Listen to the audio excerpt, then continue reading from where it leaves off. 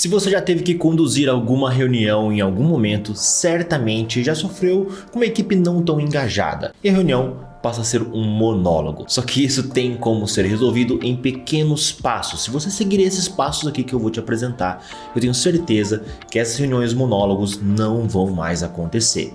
Tá preparado? Pega papel e caneta, roda a vinheta que eu vejo vocês já.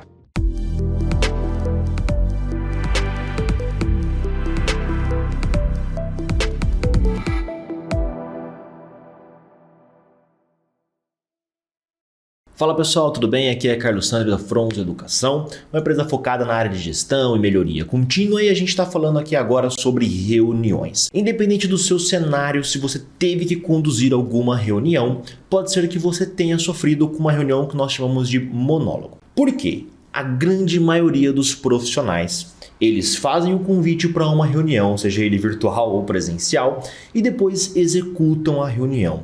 Só que tem uma coisa nesse meio termo aqui, ó, que está faltando. E esse que está faltando, esse meio termo que está faltando, é o passo a passo que nós vamos mostrar aqui para vocês. E para auxiliar na construção desse passo a passo, eu tenho aqui a minha tela já compartilhada aí com vocês. Nós vamos criar esse mapa mental, né, de como evitar reuniões monólogos. Então, a primeira coisa que eu preciso fazer é uma preparação, tá? Vou até colocar aqui, ó, preparação prévia. Mas Carlos, como assim uma preparação prévia? O que uma preparação prévia deve conter, né? O primeiro, distribuição de pauta, distribuição de agenda com antecedência, tá? E também contribuições com a agenda ou pauta. Vamos lá. O que acontece, pessoal? Esse meio termo faltando que eu falei, esse meio do caminho ali, é porque muitas vezes as pessoas acabam não sabendo como que vai ser tratado na reunião. Ou até elas têm uma ideia pelo título, pela forma como foi convidada, porém o assunto, o quão específico será o assunto, os dados que serão debatidos, muitas vezes ela não tem nenhuma consciência. E aí isso afeta demais a opinião da pessoa. Dificilmente numa grande empresa, numa empresa até de pequeno porte, as pessoas vão dar a opinião sobre algo que ela não tem certeza ou não tem algo já formado, né? Não pensou sobre. Então a primeira coisa, você precisa ter agenda da reunião. E óbvio, isso é feito com bastante antecedência. Antes de eu ir para o segundo tópico aqui, já deixa o seu like e se inscreve no nosso canal, porque isso nos ajuda muito a produzir esse tipo de conteúdo. Aqui embaixo tem um botãozinho, se inscreve, curta, compartilha, porque isso vai nos ajudar a produzir novos temas como esse daqui, tá? Então, o segundo, definição de regras. Eu vou até colocar isso daqui, tá, pessoal, como algo, não gostaria de dizer que é algo obrigatório, né? Mas vamos lá, definição de regras, já explico isso para vocês. O que seriam essas definições de regras, pessoal? Estabelecer normas de participação, tempo para falar se necessário.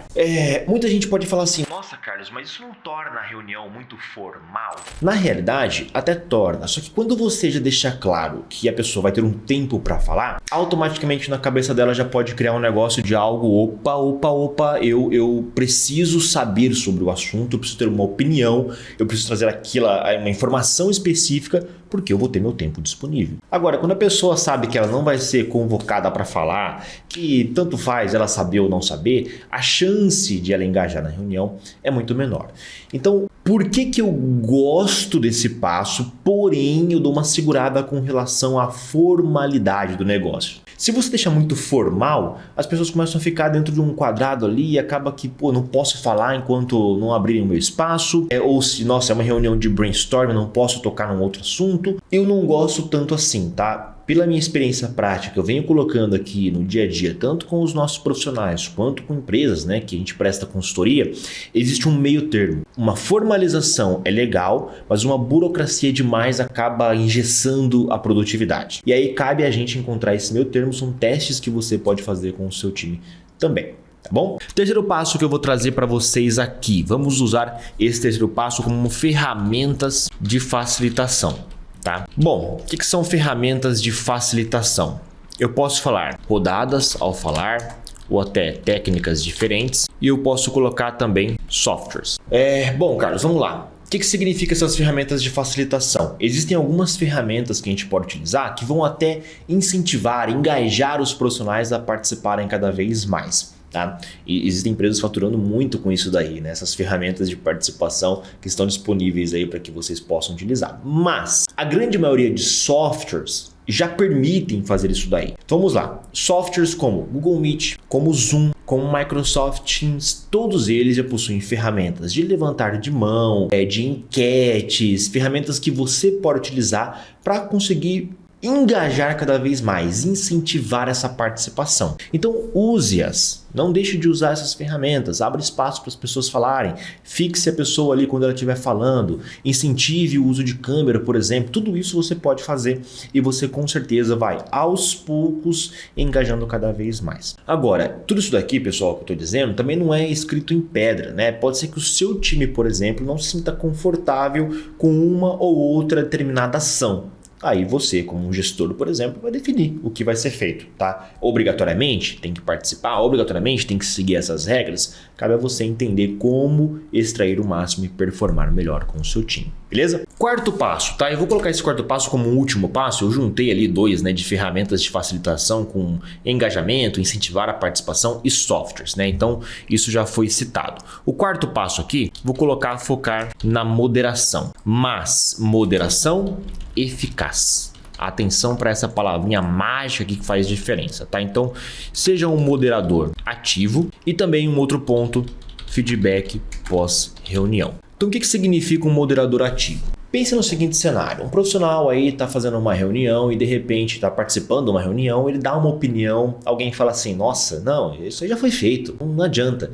E você simplesmente concorda, fala, não, realmente, isso aqui não faz sentido. Essa pessoa que deu opinião, esquece, dificilmente ela vai tornar a expor a sua opinião por conta desse feedback logo de cara e não construtivo, vamos dizer assim, né? Você deixa de engajar a pessoa simplesmente. Agora, quando você é um moderador ativo, né, você deixa claro que todas as opiniões são importantes, que ela vai ser considerada, olha, já teve uma situação como essa, mas que você pode ponderar a utilização porque o mercado muda. Já teve algumas situações, mas hoje o time é diferente, pode ser que isso dê certo, a gente vai colocar aqui para tentar estabelecer prioridades. Tem formas de você conduzir e ser um moderador ativo, que façam com que as pessoas se sintam engajadas, que suas opiniões são importantes. De um estagiário até um profissional de um cargo mais alto, nível hierárquico mais alto, todas as opiniões são válidas e são importantes. Até porque a combinação, né? Às vezes alguém fala uma coisa que para você pode parecer uma besteira, para outro pode parecer uma besteira, mas surgem ideias em cima disso também. Ou até o próprio argumento que a pessoa cria para destruir essa ideia pode até ajudar na construção de um outro argumento também, tá? Já vimos isso na prática. Segundo ponto, se você termina uma reunião e as coisas acontecem, ninguém recebe um feedback do que foi feito, que não foi feito, etc., acaba sendo um problema. Eu vou usar uma experiência pessoal minha, né?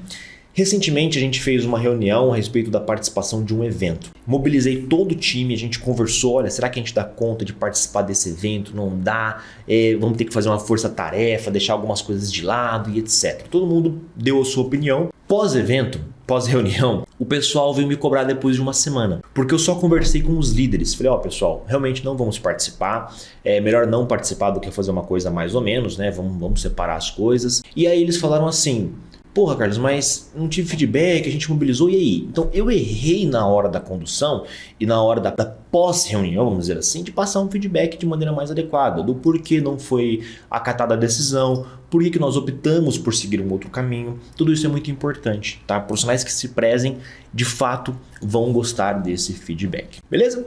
Revisão aí para vocês, preparação prévia, definição de regras, ferramentas de facilitação e focar na moderação eficaz. Lembrando que a definição de regras eu não quero que vocês deixem um negócio burocrático, não, a ideia não é essa, a ideia é fazer, tornar a reunião mais produtiva e mais eficiente. Comente aí se você já teve algum problema com reunião, eu vou deixar um link até de um kit que a gente já fez, que o preço é ridiculamente barato e você pode fazer a aquisição para verificar o que está de errado na sua reunião e ter também uma predisposição aí, alguns comentários do que você deve melhorar, um diagnóstico. Vejo vocês no próximo encontro, até lá!